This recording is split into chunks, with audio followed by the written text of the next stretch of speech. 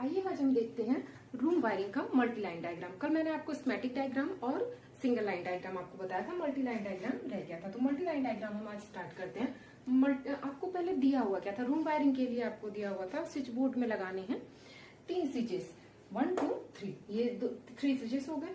एक 5 एम्पियर का सॉकेट लगाना है, जैसे कि फोन वगैरह चार्ज करने के लिए। एक होता है पावर सॉकेट 15 एम्पियर का, जैसे हमको प्रेस यूज करना हो, वाटर हीटर यूज करना, तो इनके लिए हम पावर सॉकेट का यूज करते हैं।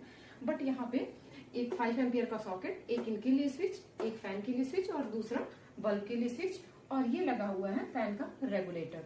अब आपको यहाँ पे ये न्यूट्रल और ये फेज हो गए, ये 2 वायर।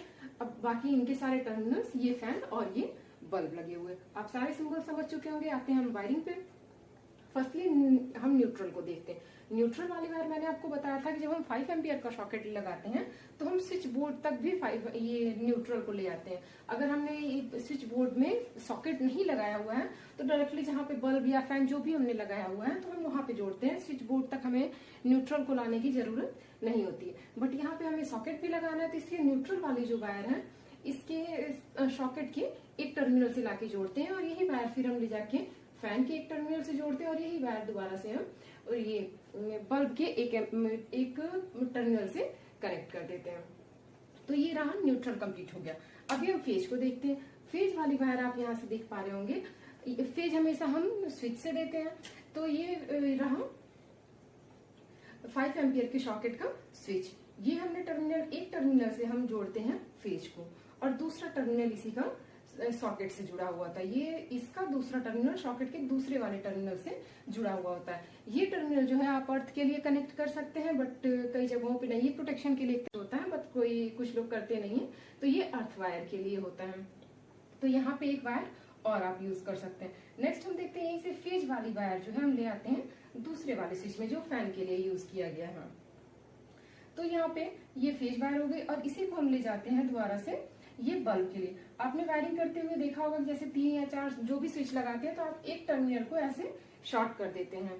तो ये शॉर्ट किया गया, और दूसरा वाला टर्मिनल जो होता है इसे हम ले आके बल्ब से जोड़ देते हैं। लेकिन फैन की वायरिंग, इससे पहले मैंने आपको बताया है, फेज को हम डायरेक्टली ले आते हैं ये फैन के स्विच से, और फैन का स्विच का जो दूसरा वाला टर्मिनल होता है इसको हम ले आते हैं ये रेगुलेटर से। रेगुलेटर का जो दूसरा वाला टर्मिनल होता है इसको ले जाके हम फैन के ये टर्मिनल से कनेक्ट कर देते हैं। और न्यूट्रल तो ऑलरेडी हम ले जाके यहाँ पे कनेक्ट कर चुके हैं।